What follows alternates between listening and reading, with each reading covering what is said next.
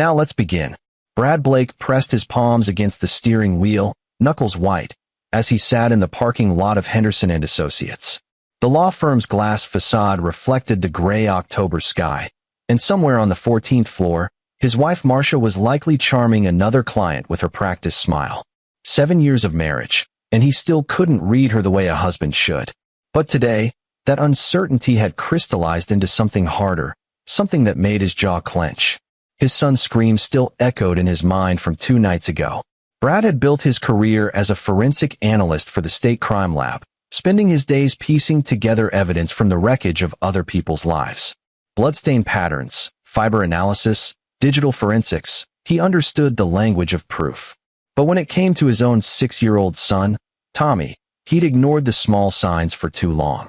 The behavioral changes started 3 months ago, right after Marcia's mother, Dolores Hewitt, had moved back to town from Arizona. Dolores had divorced Marcia's father Glenn Daniels 15 years prior, a split that Marcia rarely discussed. The old woman had bought a Victorian house on Maple Street, the kind with too many rooms and windows that always seemed dark even in daylight. Tommy had been excited initially. Grandma Dolores brought expensive gifts, remote-controlled cars, video game consoles, designer clothes that made the other first graders stare. But then came the nightmares. The bedwetting. The way Tommy would go rigid when Marcia mentioned visiting Grandma's house. "He's regressing," Marcia had said dismissively, scrolling through her phone while Tommy cried himself to sleep. "Kids do this. My paralegal son went through the same thing. He'll grow out of it." But Brad's training had taught him to see patterns where others saw noise. Tommy's drawings in art class, once filled with bright suns and smiling stick figures, had darkened. His teacher, Mrs. Chun, had pulled Brad aside last week, concern creasing her face as she showed him Tommy's latest work, a crude sketch of a dark house with a figure in a window, and what looked like a child hiding in a closet. "Has there been trauma at home?" Mrs. Chun had asked gently. Brad had assured her everything was fine, but the question had burrowed into his brain like a parasite. 2 nights ago, everything came to a head. Marcia had announced that she and Brad were attending a charity gala for her firm, black tie, mandatory schmoozing with senior partners. Dolores had volunteered to watch Tommy overnight. "Absolutely not," Brad had said, the words coming out harder than intended. Marcia's eyes had flashed. "Excuse me. Tommy doesn't want to go there. Tommy is 6 years old. He doesn't get to dictate our schedule." Marcia had crossed her arms, her courtroom posture emerging. "My mother has been nothing but generous with him, and you're acting like she's some kind of monster because he threw a tantrum once. It's not. She's elderly, Brad. She's lonely. This is important to her. What about what's important to Tommy?" The argument had escalated, sharp words bouncing off the walls of their suburban home. Finally, Marcia had stormed upstairs to pack Tommy's overnight bag, and Brad had gone to his son's room. Tommy was under his bed, wedged against the wall, his small body trembling. "Buddy," Brad had whispered, lowering himself to the floor. "Talk to me. I don't want to go, Daddy." Tommy's voice was small, fractured. Last time she made me do bad things." Brad's blood had turned to ice. What kind of bad things? But Tommy had just shaken his head, tears streaming down his face. "She said if I told, you and Mommy would hate me. She said I'd have to go away forever." Brad had coaxed him out, held him while he sobbed, but Tommy wouldn't elaborate. And when Marcia had come downstairs, suitcase in hand, she'd rolled her eyes at the scene. "He's manipulating you," she'd said. "Classic attention-seeking behavior. My mother never did anything wrong." "How can you be so sure?" "Because she's my mother, Brad. I think I'd know." That's when Brad realized he was alone in this. Marcia would never believe Tommy, whether out of genuine disbelief or willful blindness. It didn't matter. He needed proof. He needed evidence that would be irrefutable. That night, while Marcia slept, Brad had gone down to his workshop in the basement. Among his forensic tools and equipment, he'd pulled out a piece of tech he'd confiscated from a surveillance case months ago, a button camera with a built-in microphone, capable of recording 6 hours of footage to a cloud server. The defense attorney had tried to get it thrown out on technicality. Brad had been allowed to keep it after the case closed. He'd tested it, made sure the battery was charged, verified the wireless connection. Then he'd sewn it into the collar of Tommy's favorite shirt, a blue polo with a small anchor emblem. The camera lens peeked through the fabric, nearly invisible if you didn't know to look for it. Now, sitting in the parking lot, Brad checked his phone for the 10th time. The app showed the camera was active, transmitting to a secure server. He dropped Tommy off at Dolores's house exactly 3 hours ago, and his gut churned with a mixture of fear and determination. His phone buzzed. Not the camera alert, a call. The screen showed an unknown number with a local area code. This is Brad Blake. Mr. Blake, this is Detective Corey Simpson with the Metro Police Department. We need you to come to 1847 Maple Street immediately. Brad's world tilted. That's my mother-in-law's address. Is my son okay? Your son is safe, sir. But we need you here now. The drive took 8 minutes, though Brad barely remembered getting behind the wheel. 3 patrol cars sat in Dolores's driveway, their lights painting the Victorian's white facade in alternating red and blue. Neighbors clustered on the sidewalk, phones out, capturing everything. Detective Simpson met him at the door, a woman in her 40s with steel gray eyes and a no-nonsense expression. Mr. Blake? Come with me. Where's Tommy? Paramedics are checking him over in the ambulance. He's not injured, but he's shaken up. Before you see him, I need to ask you some questions. They walked through Dolores's home, past her collection of antique dolls and expensive furniture. Each room smelled of lavender and something else, something chemical that Brad couldn't quite place. They stopped in what appeared to be a guest room on the 2nd floor. The room had been transformed. The windows were covered with blackout curtains. A camera on a tripod pointed at a bed. On a side table sat various props, costumes, strange masks, items that made Brad's stomach turn. We received an anonymous call about 30 minutes ago, Detective Simpson said, watching his face carefully. A woman's voice, muffled, saying we needed to check on a child at this address. When we arrived, Mrs. Hewitt refused entry. That gave us reasonable cause to enter. We found your son locked in a closet downstairs. Brad's vision swam. Locked in.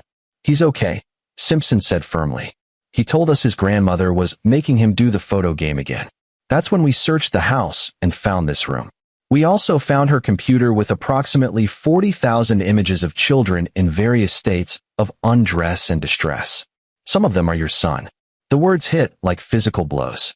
Brad grabbed the doorframe to steady himself. Mr. Blake, were you aware of any abuse? No. I suspected something was wrong. That's why he stopped. Admitting he'd planted a camera could complicate things. Simpson's expression softened slightly. Why you what? Brad made a decision. His son's safety mattered more than legal complications. I put a button camera on his shirt this morning. It's been recording and uploading to a cloud server for the past 3 hours. Something like respect flickered across Simpson's face. Smart. We'll need access to that footage for evidence. But Mr. Blake, you should know, you probably saved your son's life. The images on Mrs. Hewitt's computer suggest she's been involved in a child exploitation network. We've already contacted the FBI. Where is she? In custody. She's demanding a lawyer and insisting this is all a misunderstanding. Simpson paused.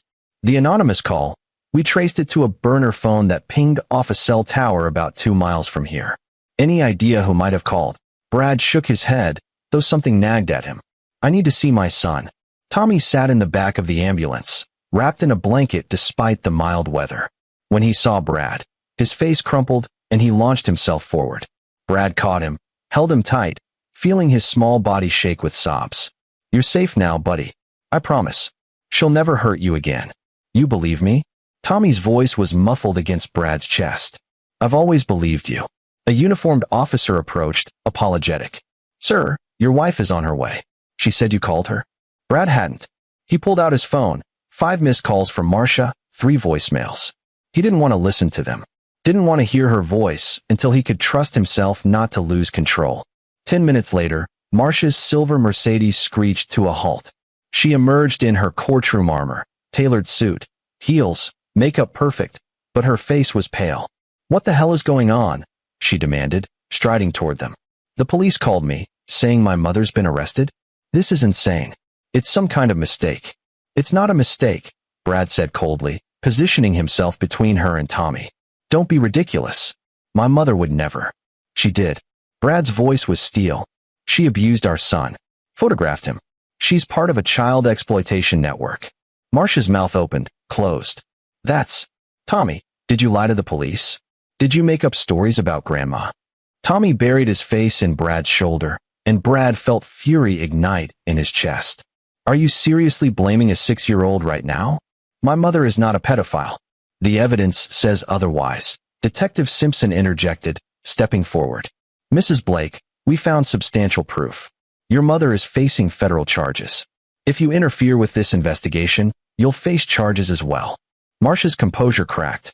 This is a nightmare. Brad, tell them. Tell them my mother is innocent. I can't do that. Because she's not. You did this. Marcia's eyes narrowed. You put ideas in Tommy's head. You've been trying to turn him against my family for months. I protected him, Brad said. Something you should have done. The silence that followed was arctic. Finally, Marcia turned on her heel and walked back to her car, phone already pressed to her ear. Probably calling a lawyer for Dolores. Detective Simpson watched her go. That could have gone better. It could have gone worse, Brad said quietly. He looked down at Tommy, who'd finally stopped crying. Let's go home, buddy. The house felt different when they returned, as if the walls knew what had been revealed. Brad made Tommy his favorite dinner, grilled cheese and tomato soup, and let him pick whatever movie he wanted. They ended up watching an animated superhero film. Tommy curled against Brad's side, occasionally glancing at the door as if expecting Dolores to appear. Marcia didn't come home. At 9 o'clock, after Brad had read Tommy 3 bedtime stories and promised he'd never have to see Grandma Dolores again, his phone buzzed with a text from an unknown number. You need to be careful. This is bigger than you think. A friend. Brad stared at the message, ice forming in his veins. He replied, Who is this? The response took 3 minutes. Someone who knows what Dolores is capable of. Check your mailbox. Brad's first instinct was to ignore it. Could be a prank, could be dangerous. But his forensic training overrode his caution. He checked on Tommy, who was finally sleeping peacefully, then walked outside into the cool night air. His mailbox contained the usual bills and junk mail, but underneath was a manila envelope with no address, no postage. Inside were printed photographs. His hands shook as he looked through them. Images of Dolores with several men he didn't recognize, taken at various locations, restaurants, a parking garage, what looked like a storage facility. Timestamps in the corners dated back 3 years.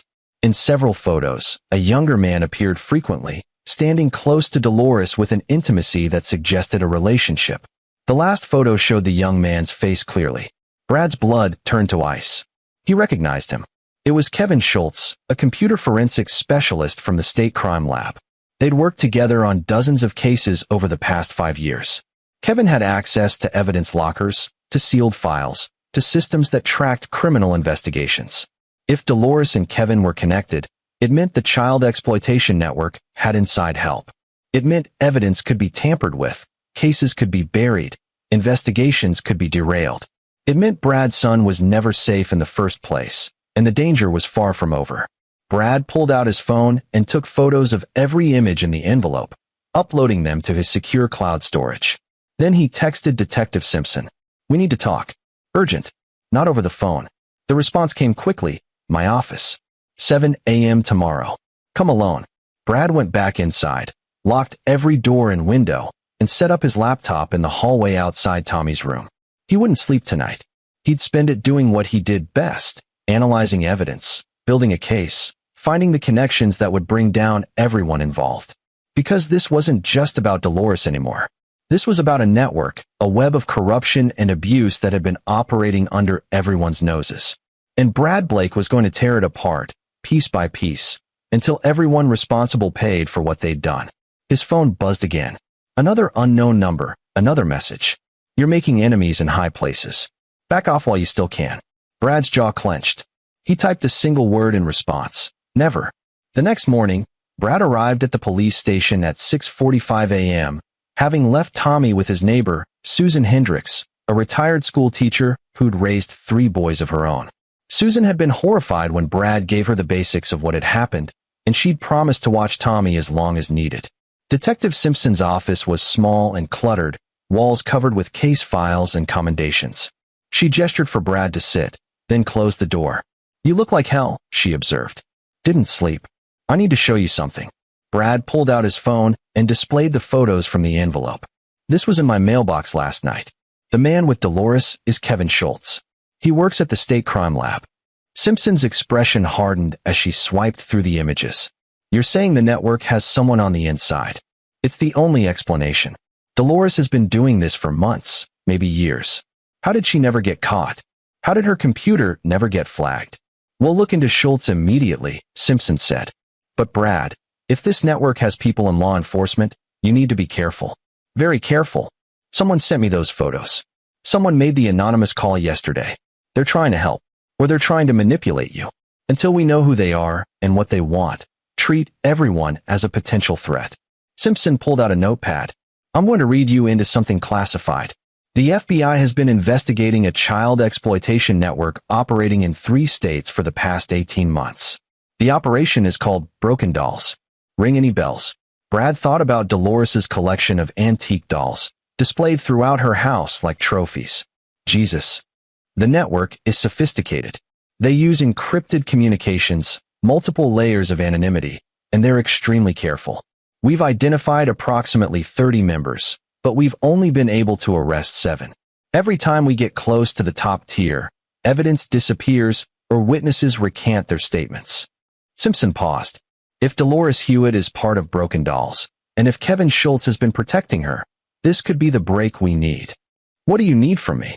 Everything you have. Every piece of evidence, every observation, every instinct. You're a forensic analyst. You see patterns. Help us find them. Brad nodded. There's something else. My wife, Marcia. She's been defensive of her mother. Aggressively so. I need to know if she's involved. Simpson's expression was carefully neutral. We'll investigate all possibilities. In the meantime, you need to consider your safety and your son's. If this network realizes you're a threat, they won't hesitate to eliminate you. I'm not backing down. I didn't think you would. But be smart about it. Don't go rogue. Work with us. Brad left the police station with a stack of encrypted files on a thumb drive and a direct line to Simpson's cell phone. The FBI would officially take over the case by end of day, but Simpson had made it clear she trusted Brad more than she trusted the federal bureaucracy to move quickly. His phone rang as he drove back home. Marcia, we need to talk, she said without preamble. About what? Your mother's arrest? Your complete failure to protect our son. Don't you dare. Her voice was ice. I've hired Jonathan Reeves to represent my mother. He's the best criminal defense attorney in the state. And Brad, he's going to destroy your little vendetta. He'll prove you manipulated Tommy, planted false evidence, and traumatized a child to frame an innocent woman. Brad's knuckles went white on the steering wheel. Is that what you really believe? That I'd hurt Tommy to get back at your mother?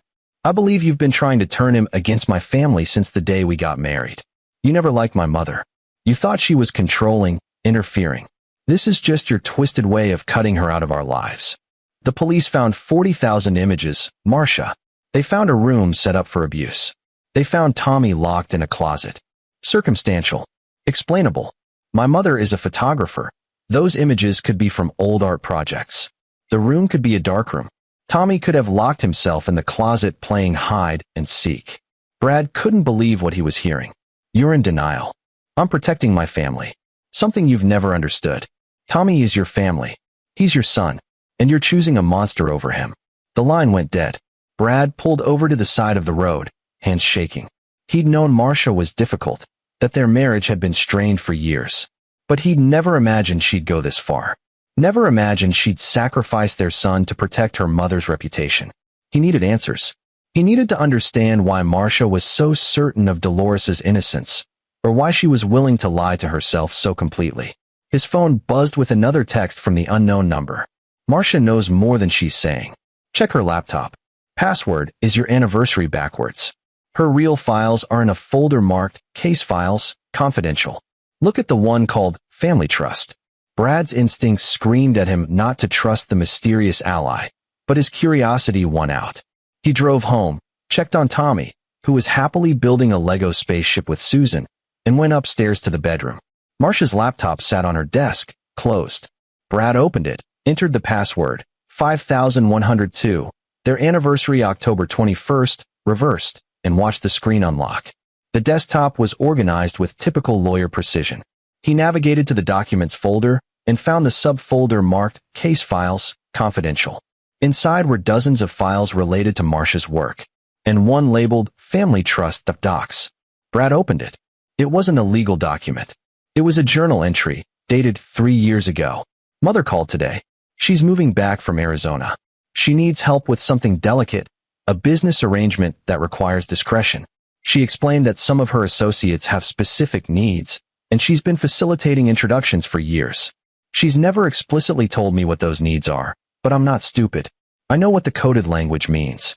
I know what specialty photography really involves. She's my mother. I can't turn her in, but I can't be part of it either.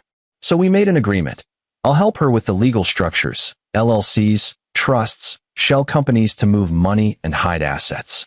In return, she stays away from anything involving real children. She promised me she only works with adult models who look young, that it's all legal role play for collectors. She promised me she'd never hurt anyone. I want to believe her. I have to believe her. Because if I don't, if I admit what she really is, then what does that make me? Brad read the entry 3 times, his horror growing with each pass. Marcia knew. Not the full extent maybe, but she knew her mother was involved in something illegal, something dark. And she'd helped anyway. He kept reading. The document contained dozens of entries spanning 3 years, a chronicle of Marcia's growing complicity and self-deception. She'd set up offshore accounts.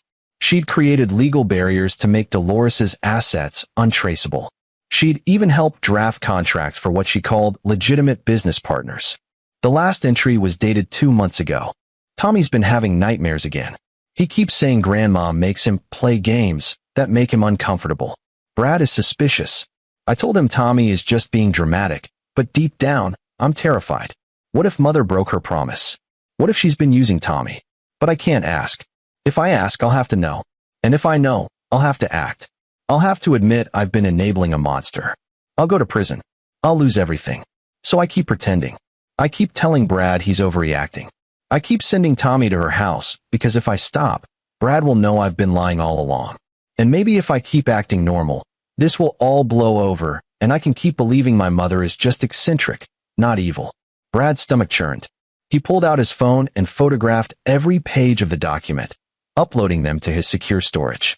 This was evidence. Evidence that Marcia had knowingly helped Dolores, that she'd suspected Tommy was being abused and done nothing. His phone rang. Detective Simpson. We arrested Kevin Schultz an hour ago, she said without preamble. He lawyered up immediately, but his computer is singing like a choir. Brad, this is massive. We've identified 18 members of the network in our jurisdiction alone, including 2 other law enforcement officers, a judge, and a state senator. Brad's breath caught. A senator? Senator George Hawley. He's been using his position to block legislation that would increase penalties for child exploitation. Turns out he had a personal interest in keeping those penalties low. What do you need from me? The FBI is setting up a task force. They want you as a consultant, given your forensic expertise and personal connection to the case. But Brad, this is going to get ugly. These people have power, money, and no conscience. They'll come after you with everything they have. Let them try. There's something else. We found correspondence between Dolores and someone she calls the architect. They appear to be the person running the entire network. Dolores was just a regional coordinator. The architect has been operating for at least a decade, and we have no idea who they are. Brad's mind raced. What about Marcia? Have you looked into her involvement? A pause. Why would we? Because she's been helping her mother. I just found evidence on her laptop. Financial arrangements. Legal structures designed to hide assets. Simpson, she knew what Dolores was doing, and she helped her do it. The detective's voice hardened.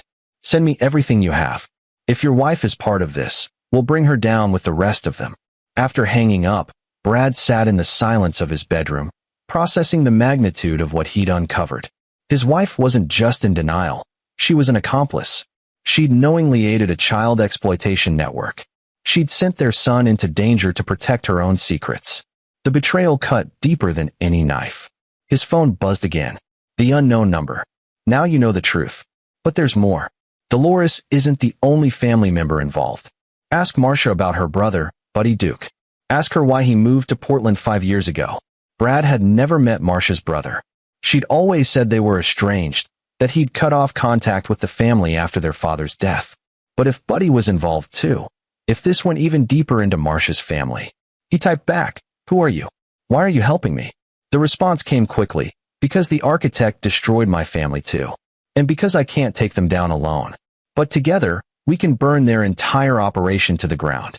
Over the next 2 days, Brad's life became a careful choreography of maintaining normalcy for Tommy while secretly building a case that could topple a criminal empire.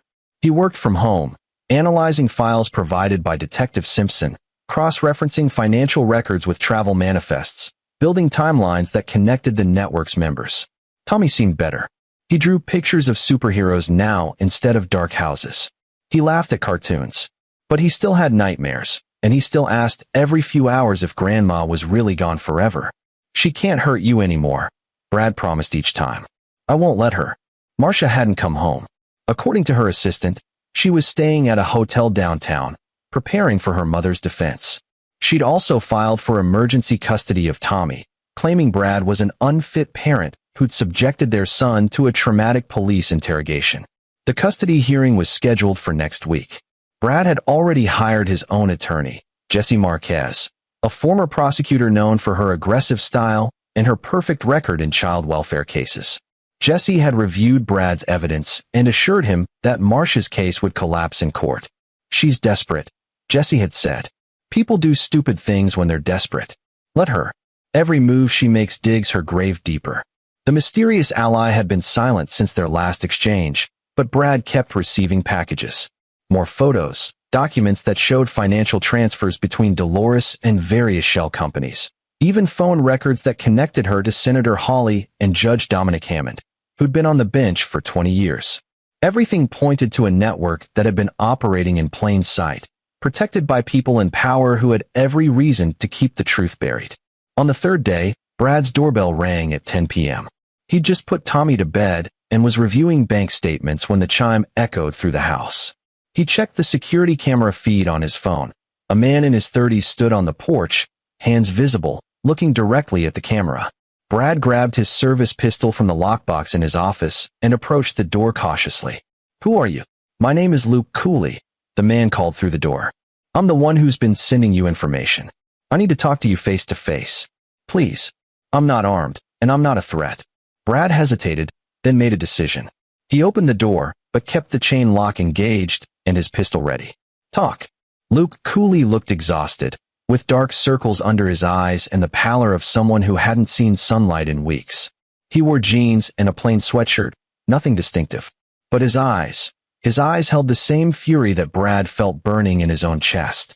7 years ago, my daughter disappeared, Luke said quietly. She was 9.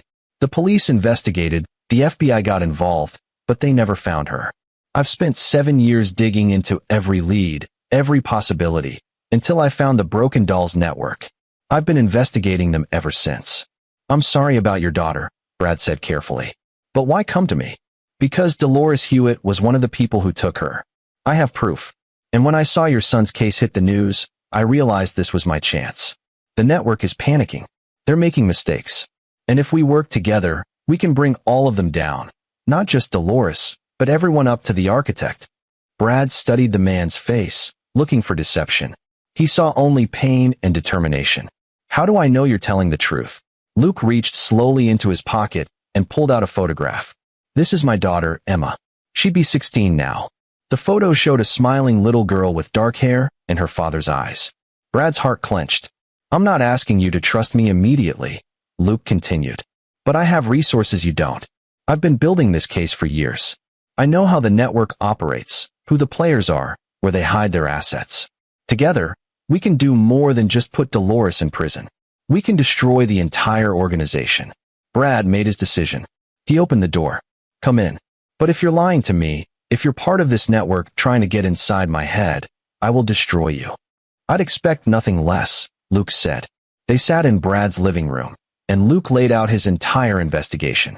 He had names, dates, financial trails, testimonies from survivors who'd been too afraid to go to the police. He had evidence that Senator Hawley had personally killed 2 people who'd threatened to expose the network. He had proof that Judge Hammond had thrown out cases and buried evidence for 15 years. The architect, Brad said. Who are they? Luke's expression darkened. I don't know yet. But I have a theory. Someone high up in law enforcement or politics. Someone who's been in power long enough to build this network and keep it running. Someone ruthless enough to eliminate anyone who gets too close. And you think we can take them down? I think if we're smart, if we're careful, we have a chance. But Brad, once we start this, there's no going back. These people will try to kill us. They'll try to kill everyone we love. This is war. Brad thought about Tommy sleeping upstairs. Thought about all the other children who'd suffered because of this network. Thought about Emma Cooley, who'd never come home. Then let's go to war, he said. Luke smiled grimly. I was hoping you'd say that. Because I've already started. Tomorrow, several members of the network are going to receive packages. Packages containing evidence of their crimes, sent to every journalist and law enforcement agency in the state. They'll panic. They'll scramble to cover their tracks. And when they do, they'll expose themselves. That's risky. If they know we're coming, they'll prepare. They already know we're coming. Kevin Schultz talked before his lawyer shut him up. He told them about you, about your son, about the investigation. Right now, they're trying to decide whether to run or fight. Tomorrow, we force their hand. Brad nodded slowly. It was aggressive, dangerous, and possibly brilliant. What do you need from me? Keep doing what you're doing. Build the case. Protect your son. And when the time comes, be ready to testify in front of the world. These people thrive in shadows. We're going to drag them into the light. After Luke left, Brad sat in the darkness of his living room, processing everything. He'd gone from a forensic analyst trying to protect his son to a soldier in a war against a criminal empire. The stakes had escalated beyond anything he'd imagined. But he wasn't afraid. He was angry, and he was going to make sure every single person who'd hurt children paid for it. His phone buzzed with a text from Detective Simpson. Judge Hammond found dead in his home. Apparent suicide. But the crime scene feels wrong. FBI is treating it as a homicide. Brad's blood ran cold. The network was already cleaning house, eliminating anyone who might talk. He typed back, I need protective custody for my son. Already arranged. U.S. Marshals will be there in an hour.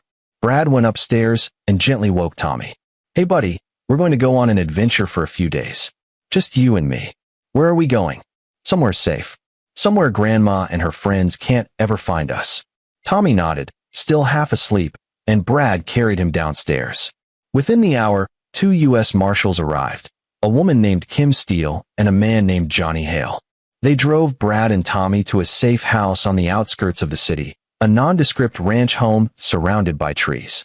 You'll be secure here, Marshal Steele assured him. 24-hour protection, secure communications, everything you need. Brad settled Tommy into bed in one of the back bedrooms, then returned to the living room where his laptop waited. He had work to do. He had a network to dismantle, and he had a family to destroy. Not his family, not anymore. Marcia had made her choice. Her mother, her brother, whoever else was involved in the network, they were his targets now. And Brad Blake didn't miss his targets.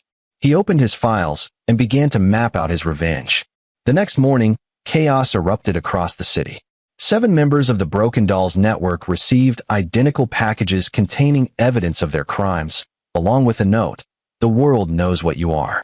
Run while you can. 3 fled immediately, 1 to Mexico, 1 to Canada, 1 disappeared entirely. 2 turned themselves into the FBI, offering to cooperate in exchange for leniency. Senator George Hawley held a press conference denying all allegations, calling the evidence fabricated and promising lawsuits against everyone involved. And 1, a real estate developer named Bruce Logan who'd been using rental properties as staging areas for the network, tried to eliminate the threat. He hired professionals to find and kill Brad Blake. They never got close. The U.S. Marshals intercepted them before they reached the safe house. 2 arrests, 2 attempted murder charges, and 1 more piece of evidence linking the network's members to violent crimes. Brad watched the news coverage from the safe house, Tommy playing with toys nearby, and felt a cold satisfaction. The network was fracturing. Luke Cooley's strategy was working. Panic was spreading through their ranks like wildfire. His phone rang. Marcia, you did this, she hissed. You destroyed my family. My mother is in federal custody. My brother is on the run. And now my career is over because every client knows my mother is a monster. Your mother is a monster, Brad said calmly. And you helped her. I helped her with legal work. That's not a crime. You knew what she was doing. You documented it in your own journal. The FBI has your laptop now, Marcia. They're building a case against you for conspiracy, obstruction of justice, and child endangerment. You're going to prison." The silence on the other end was deafening. When Marcia spoke again, her voice was small. "What do you want?" "I want you to tell the truth. I want you to testify against everyone in the network. Everyone. And I want you to admit that you put our son in danger to save yourself." "I can't do that. They'll kill me. Then you'll die in prison instead of outside it. Your choice." "Brad, please. I made mistakes, but I'm still Tommy's mother. I'm still your wife." "No," Brad said quietly. "You stopped being those things the moment you chose Dolores over our son. Now you're just another criminal I'm going to help put away." He hung up. Marshall Steele appeared in the doorway. "That was cold. She earned it." "Fair enough. You have a visitor. Luke Cooley is here. Says it's urgent." Brad found Luke in the kitchen, looking even more exhausted than before. He'd clearly been up all night, and his hands shook slightly as he poured coffee. "We have a problem," Luke said. "One of the network members, a woman named Bonnie Suarez, tried to cut a deal with the FBI. She was going to give up the architect in exchange for immunity. She died in federal custody 2 hours ago. Heart attack, they're saying. But she was 28 and healthy." Brad's jaw clenched. "They have someone inside the federal system. It gets worse. I've been tracking financial movements. In the past 24 hours, approximately $40 million moved through various accounts associated with the network. It's being transferred to offshore locations, liquidated, hidden. Someone is preparing to disappear. The architect. That's my guess. And if they vanish, this whole case falls apart. We might get Dolores and a few others, but the person running everything will escape." Brad thought fast. "We need to identify the architect before they can run. What do we know?" Luke pulled out a tablet and displayed a complex web of connections. Based on the financial trails, the architect has been operating for at least 15 years. They have access to law enforcement databases, court records, and government communications. They've eliminated at least 12 people who threatened to expose them. And they have connections to both organized crime and legitimate business. That's a lot of power, which means it's someone with legitimate authority. Someone who can move in multiple worlds without suspicion. Luke highlighted several names on the chart. "I've narrowed it down to 4 possibilities. A deputy U.S. attorney named Glenn Daniels." Brad's head snapped up. "Wait, Glenn Daniels? That's Marcia's father. Dolores's ex-husband." Luke's eyes widened. "You're kidding. He's been divorced from Dolores for 15 years. Marcia says they haven't spoken in a decade. Or that's what she wants everyone to believe." Luke's fingers flew over the tablet. If Glenn Daniels is the architect, it would explain everything. He'd have access to everything we've identified. He could protect the network from inside the justice system. And divorcing Dolores would be perfect cover. No one would suspect they're still working together. Brad's mind raced through the implications. Marcia would have known. If her parents were both involved, if they were running this together. She's not just an accomplice. She's part of the operation. Maybe even being groomed to take over eventually. The pieces clicked into place with horrifying clarity. Dolores as the public face, the regional coordinator. Glenn as the hidden hand, pulling strings from inside the justice system. Marcia as the lawyer, creating legal structures and cleaning up loose ends. And Tommy, innocent, vulnerable Tommy, caught in the middle of a family business that specialized in destroying children. Brad's fury crystallized into something colder, something calculated. "We need to prove it. I've been trying for 2 years. Glenn Daniels is careful.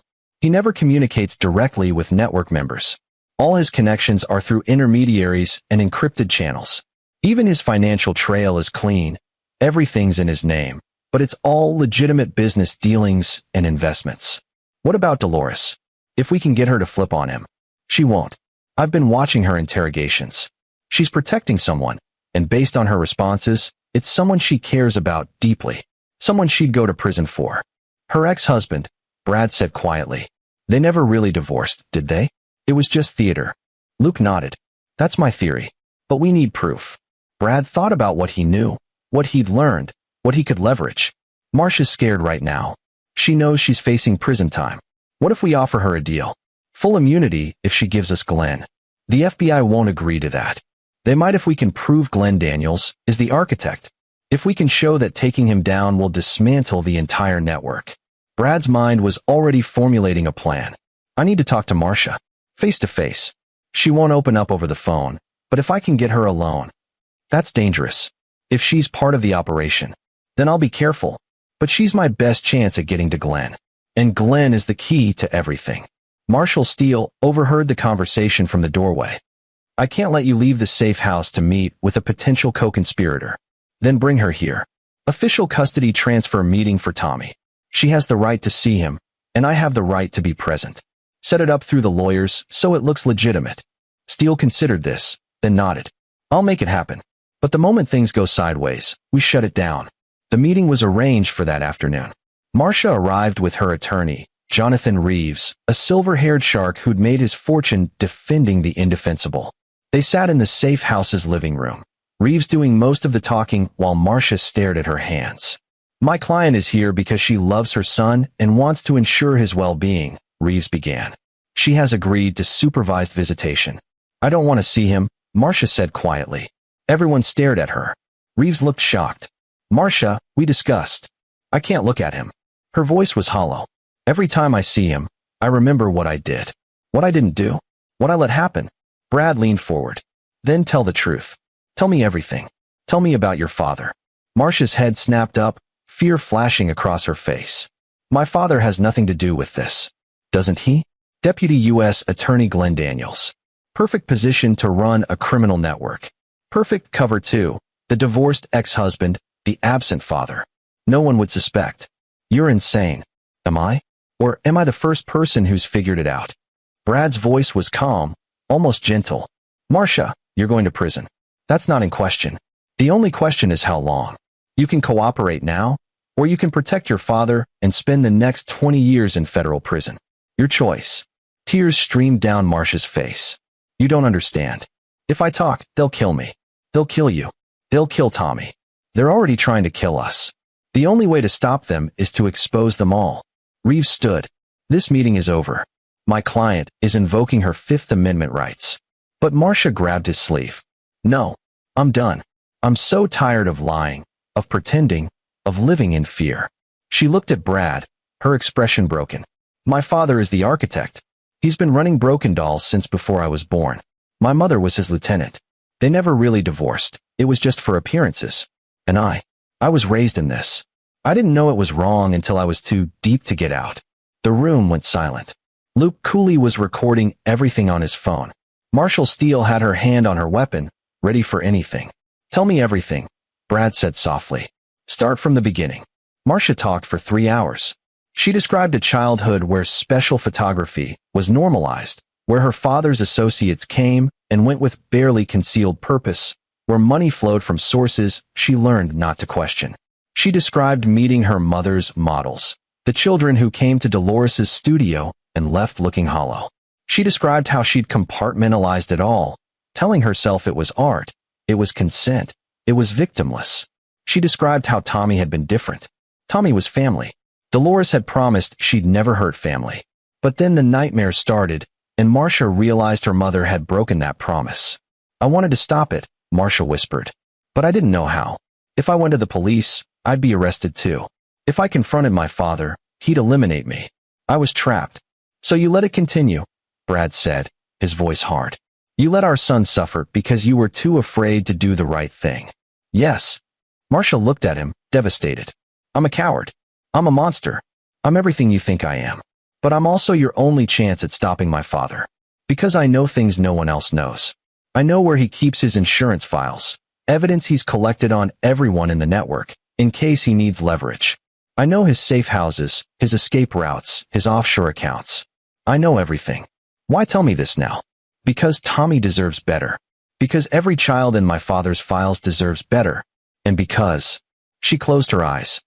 Because I want to be better than my parents. Even if it's too late. Brad looked at Luke Cooley, who nodded slowly. They had what they needed.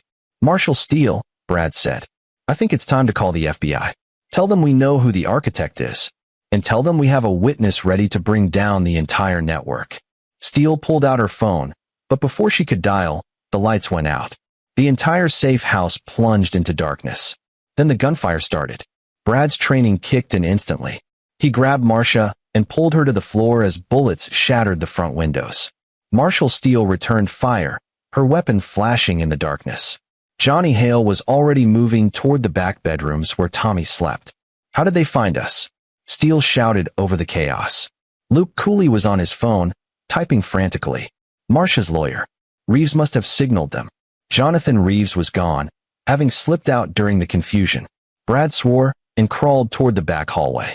He needed to get to Tommy, needed to make sure his son was safe. He found Johnny Hale standing guard outside Tommy's room, weapon drawn. Kid's okay, Hale said. Sleeping through it somehow. Lucky kid. Brad slipped inside and found Tommy curled under the blankets, his white noise machine drowning out the sound of gunfire. Brad's heart clenched with love and fear. He wouldn't let anyone hurt his son. Not ever again. The shooting stopped as suddenly as it started. Steele called out from the living room. 4 tangos down. 2 escaped. House is secure. Brad emerged from the bedroom to find chaos. The safe house's front wall was riddled with bullet holes. Glass littered the floor. Luke Cooley had a graze wound on his arm, but was otherwise okay. Marcia was curled in a corner, trembling. Steele was on her radio, calling for backup and medical. They knew exactly where we were. This safe house location is supposed to be classified. Glenn Daniels is a deputy U.S. attorney, Brad said grimly. He has access to classified locations. He knew where we'd be. Then we need to move. Now, before he sends more. They evacuated within minutes, leaving the dead attackers for the FBI to process. Brad carried Tommy to an armored SUV, while Luke and Marcia followed in a second vehicle. The convoy drove for an hour, finally stopping at what appeared to be an abandoned industrial building. Inside was anything but abandoned. The space had been converted into a makeshift command center, with computers, communications equipment, and a half-dozen FBI agents working at stations. A woman in her 50s approached, Agent Celeste Hubbard, the FBI's lead investigator on the Broken Dolls case. Marshal Steele briefed me, Hubbard said. If Glenn Daniels is the architect, this changes everything. But we need hard evidence, not just testimony. Daniels has friends in high places. He'll use every legal trick to fight this. Marcia has evidence, Brad said. Insurance files, physical locations, financial records. Agent Hubbard looked at Marcia. Is this true? Marcia nodded weakly. My father keeps everything in a vault in his office building. Downtown, the Meridian Tower. Top floor, his private office. Behind a false wall, combination lock. I know the code.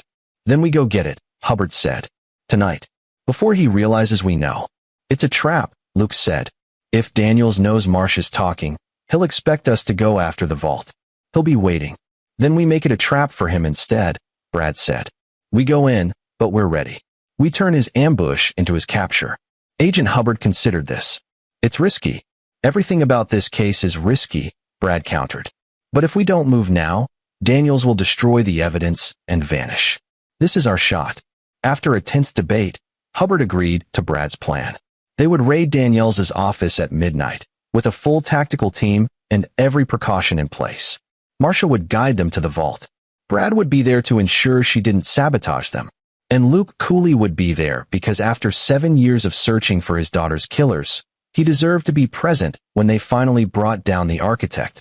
Tommy stayed at the command center with 2 agents assigned to protect him.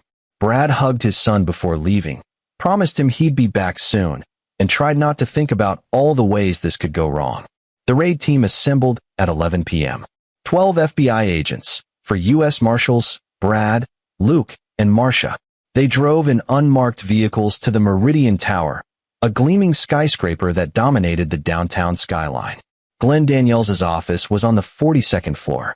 Access required a key card, which Marcia provided. The elevator ride up was silent, tension thick enough to choke on. The doors opened onto an executive floor, marble flooring, expensive artwork, floor-to-ceiling windows overlooking the city. Glenn Daniels' office was at the end of the hall, a corner suite with his name on the door. Agent Hubbard signaled the team to move. They entered fast and found the office empty. Too empty. The desk was clear, the shelves barren, the walls bare except for faint outlines where frames had hung.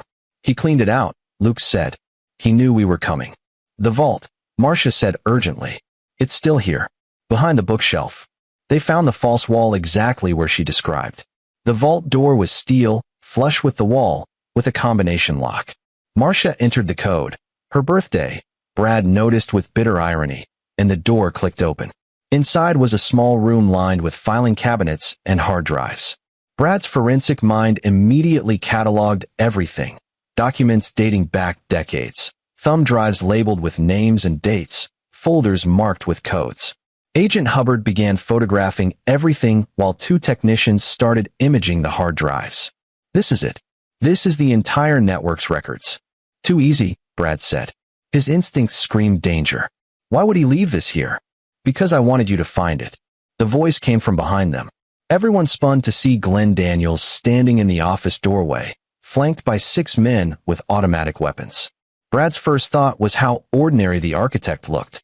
Glenn Daniels was in his 60s, gray-haired and distinguished, wearing a suit that probably cost more than most people made in a month. He could have been any successful lawyer or businessman. Nothing about him suggested monster. "Hello, Marcia," Glenn said pleasantly. "I wondered how long it would take you to betray me.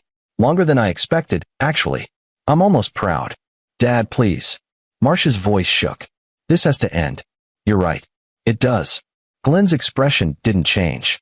"Drop your weapons, all of you, or my associates will open fire, and everyone dies, including my dear daughter." The standoff lasted seconds before Agent Hubbard made the call. "Stand down. Lower your weapons." The FBI team complied. Glenn's men collected their weapons efficiently, professionally. These weren't hired thugs. They were trained operators, probably former military. "Now then," Glenn said, stepping into the vault room. "I appreciate you all coming tonight. It saves me the trouble of hunting you down individually. Mr. Blake, you've been quite the thorn in my side. I admire your persistence, even as I regret the necessity of killing you." "You won't get away with this," Brad said. "I already have. By morning, I'll be on a plane to a country with no extradition treaty. My assets are liquidated, my associates are scattered, and in a few months, this will all be forgotten. The network will rebuild under new leadership. Business will continue." "What about Tommy?" Brad demanded. "Your grandson?" Glenn's expression finally showed emotion, contempt. Tommy was never supposed to be involved. Dolores went rogue, got greedy, wanted to train him as a legacy. I told her it was a mistake, but she never listened. That's why she's in prison, and I'm walking away. "You're going to kill all of us," Luke coolly said quietly. "Just like you killed my daughter." "Your daughter?" Glenn looked at Luke with mild interest. Which one was she? The casual cruelty of the question made Brad's blood boil. Luke's face went white with rage. "Emma Cooley," Luke said, his voice breaking. 9 years old. She had her whole life ahead of her. "Ah yes, the Cooley girl. Phoenix operation, 7 years ago. I remember now. She fought back, caused problems. Had to be eliminated." Glenn spoke as if discussing a business transaction. "These things happen in any enterprise, Mr. Cooley. Acceptable losses." Luke lunged, but 2 of Glenn's men grabbed him. Glenn simply watched, unmoved. "You're all going to die tonight," Glenn continued. A tragic shootout during an illegal raid. Rogue FBI agents working outside their jurisdiction. Very sad. Very messy. But ultimately, just another scandal that will blow over. "You're forgetting something," Brad said. "What's that?" "You talk too much." Brad had been counting on Glenn's arrogance, his need to gloat. While the architect had been monologuing, Brad had been slowly reaching into his jacket pocket where he'd hidden a backup weapon, a small .380 that the search had missed. He drew and fired in one motion, hitting one of Glenn's men in the shoulder. Chaos erupted. Agent Hubbard and her team recovered their dropped weapons and returned fire. Luke broke free and tackled one of the gunmen. Marcia screamed and dropped to the floor. Glenn Daniels ran. Brad chased him into the hallway, trading shots as Glenn fled toward the emergency stairs. Brad's forensic training hadn't included much combat shooting, but years of range practice paid off. He hit Glenn in the leg, sending the older man sprawling. Glenn tried to crawl toward the stairwell, leaving a blood trail on the marble floor. Brad caught up to him, kicked away his weapon, and pressed his own gun to the back of Glenn's head. "It's over," Brad said. "You can't prove anything," Glenn gasped. "Those files are fakes. Insurance policies. They'll never hold up in court." "Maybe not. But they're enough to start investigations. Enough to expose your associates. Enough to destroy everything you built." Brad grabbed Glenn by the collar and hauled him to his feet. "And even if you beat the charges somehow, even if you walk away free, I'll make sure everyone knows what you are. Every newspaper, every website, every person you ever did business with. The architect's name will be synonymous with child predator. You'll spend the rest of your life looking over your shoulder. Behind them, the gunfight ended. Agent Hubbard emerged from the office, her weapon still drawn. We have them all in custody. 3 dead, 4 arrested. Brad handed Glenn over to the FBI agents, watching as they cuffed him and read him his rights. Glenn's distinguished mask had cracked, replaced by the face of a cornered animal. Marcia emerged from the vault room, supported by Marshal Steele. She looked at her father with an expression Brad couldn't quite read, grief, maybe, or relief. "I'm sorry," she said to the empty air. "I'm sorry I didn't stop this sooner." "You stopped it now," Brad said quietly. "That counts for something." The aftermath took hours. The FBI secured the vault's contents, arrested 2 more network members who'd been waiting in a getaway vehicle outside, and began the process of notifying law enforcement agencies across multiple states. Glenn Daniels' arrest would trigger dozens of investigations, hundreds of subpoenas, the dismantling of a criminal empire that had operated for decades. Brad called the command center to check on Tommy, who was still asleep, safe and unaware of the night's violence. Agent Hubbard assured him they'd have permanent protection until every network member was in custody. Luke coolly sat on the floor of Glenn's office, head in his hands, finally allowing himself to grieve. 7 years of searching, of fighting, of refusing to give up, and it was over. His daughter's killer was in custody. The network that took her was destroyed. Brad sat beside him. "You did it. You brought them down." "We did it," Luke corrected. "I couldn't have done this alone." "What will you do now?" "I don't know. I've spent so long on this case that I forgot what normal life looks like." Luke looked up, his eyes red. "Maybe I'll try to find out." As dawn broke over the city, Brad finally returned to the command center. He found Tommy awake, playing with Legos, seemingly unfazed by everything that had happened. Brad gathered his son in his arms and held him close. "Is Grandma really gone?" Tommy asked. "She's really gone. Her and everyone who helped her. They can't hurt you anymore." "Good," Tommy said simply. He went back to his Legos, and Brad marveled at the resilience of children. Tommy would need therapy, would need time to process everything, but he would heal. Brad would make sure of it. Agent Hubbard appeared in the doorway. "I need you to come to the interrogation room. Glenn Daniels is asking to speak with you." Brad didn't want to face the man again, but curiosity overrode his disgust. He asked Marshal Steele to watch Tommy and followed Hubbard to a secure room where Glenn Daniels sat handcuffed to a table. The architect looked smaller now, diminished by capture. His leg wound had been bandaged, and his expensive suit was ruined by blood and dirt. "Mr. Blake," Glenn said, "I wanted to offer you a deal." Brad crossed his arms. "I'm not interested in deals. Hear me out. I know where every member of the network is hiding. I can give you names, locations, evidence that will put them all away for life. In exchange, I want immunity." Brad laughed coldly. "You think I have that power? You have influence. You're the victim's father, the hero who brought down the architect. The prosecution will listen to you. And more importantly, you want to protect your son. If I cooperate, if I give up everyone, you ensure there's no one left who might come after him someday. Clean slate." It was a compelling argument. Brad could see the logic, could see how it would benefit Tommy's safety. But the thought of Glenn Daniels walking free, of escaping justice for decades of abuse and murder, made Brad's blood boil. "No," Brad said firmly. "You're going to prison for the rest of your life. You're going to spend every remaining day knowing that you lost, that a father protecting his son destroyed everything you built. And when you die alone in a cell, no one will remember your name except as a cautionary tale." Glenn's mask of civility finally shattered. "You'll regret this. My lawyers will tie up this case for years. I'll be out on bail, and when I am—" "You won't make bail," Brad interrupted. "Because tomorrow, Luke Cooley is going to testify about how you murdered his daughter. Because the FBI is going to release those files to the media. Because by this time next week, you'll be the most hated man in America. Judges don't grant bail to defendants who need protective custody from other inmates." Glenn opened his mouth to respond, but Brad turned and walked out. He was done with the architect, done with the entire sordid network. His focus now was on Tommy, on rebuilding their lives, on healing. The next weeks were a blur of testimonies, depositions, and media coverage. The Broken Dolls case became national news. Glenn Daniels was denied bail. Dolores Hewitt pleaded guilty to federal charges. Senator George Hawley resigned in disgrace. Kevin Schultz received a 20-year sentence. 34 members of the network were arrested across 5 states. Marcia accepted a plea deal, 15 years in exchange for her full cooperation. Brad filed for divorce and sole custody of Tommy. The proceedings were quick and painless, as Marcia didn't contest anything. She wrote Brad a letter from prison, apologizing for everything and begging him to tell Tommy she loved him. Brad never showed Tommy the letter. Some forgiveness wasn't possible. Luke coolly stayed in touch, helping Brad navigate the legal system and offering support when the nightmares came. He'd started a foundation in his daughter's name, dedicated to helping families of missing children.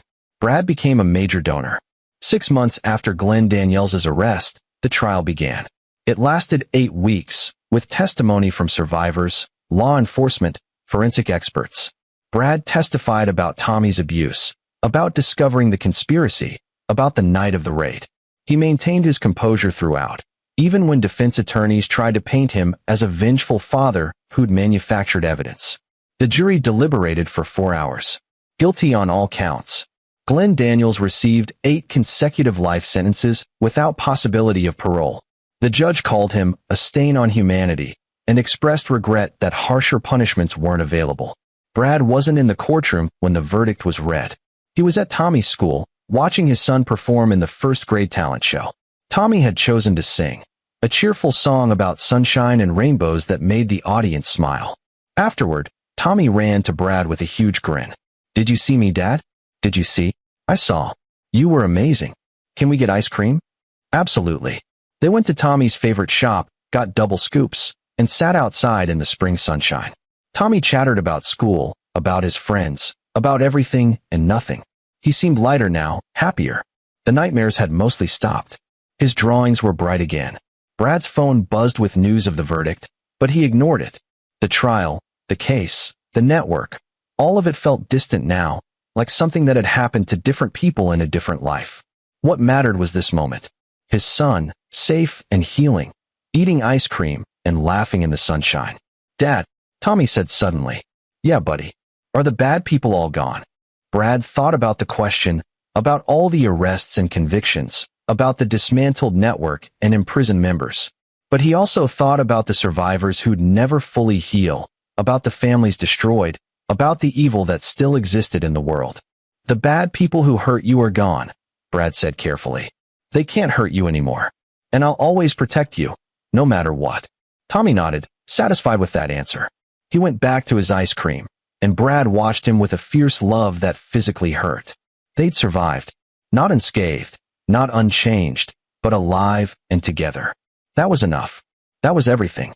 2 years later, Brad stood in a courtroom of a different kind, family court, where his petition to adopt Luke Cooley's name was being processed. Not legally. Luke would always be Luke Cooley, but informally, as a chosen family. They'd been through too much together to be anything but brothers. Tommy called Luke Uncle Luke, now, and they spent holidays together, creating new traditions to replace the toxic ones Brad had escaped. Luke had remarried, a kind woman named Susan Hendricks, Brad's former neighbor, and they'd become a family unit that felt more real than Brad's marriage ever had. Brad had also started consulting on other child exploitation cases, using his forensic skills to help build prosecutions. He developed a reputation as someone who wouldn't quit, who'd dig through evidence until he found the truth. Several law enforcement agencies had reached out for his expertise, but he was careful to balance the work with being present for Tommy. Every school event, every soccer game, every bedtime story, Brad was there. He'd learned what truly mattered. Tommy, now 8, had grown into a resilient kid who loved science and hated Brussels sprouts. He had nightmares occasionally, but they were rare. He'd been in therapy since the arrest, and his counselor said he was processing the trauma remarkably well. One evening, as Brad tucked Tommy into bed, his son looked up at him with serious eyes. "Dad, when I grow up, I want to do what you do." "Yeah? What's that?" "Catch bad guys. Protect kids." Tommy's voice was earnest. "So other kids don't have to be scared like I was." Brad's throat tightened. "That's a good goal, buddy. But you know what? You can protect people in lots of ways. You could be a teacher, a counselor, a doctor. You could help people heal instead of just catching the people who hurt them. Maybe, Tommy said thoughtfully. But I think I want to catch them too. Because you showed me something. What's that? Bad people think they're going to win. They think they're too smart or too strong. But then someone like you comes along and shows them they're wrong. Tommy smiled, the same fierce expression Brad had seen in his own mirror. I want to be someone like that. Brad hugged his son close, pride swelling in his chest. Tommy hadn't been broken by his trauma. He'd been forged by it, turned into someone strong and determined and kind. Then we'll make sure you have every tool you need, Brad promised. But for now, you need to sleep. We have that camping trip with Uncle Luke tomorrow, remember? Night, Dad. Love you. Love you too, buddy. Always. Brad turned off the light and stood in the doorway for a moment, watching Tommy settle into sleep. The road ahead wouldn't be easy. Healing never was. But they'd face it together, father and son, survivors and fighters. And somewhere, in a maximum security prison, Glenn Daniels was learning that the empire he'd built on the suffering of children had crumbled to nothing, taken down by one father's love for his son. Justice, Brad had learned, wasn't always swift. But when it came, it was absolute. This is where our story comes to an end. Share your thoughts in the comments section. Thanks for your time. If you enjoy this story, please subscribe to this channel. Click on the video you see on the screen, and I will see you there.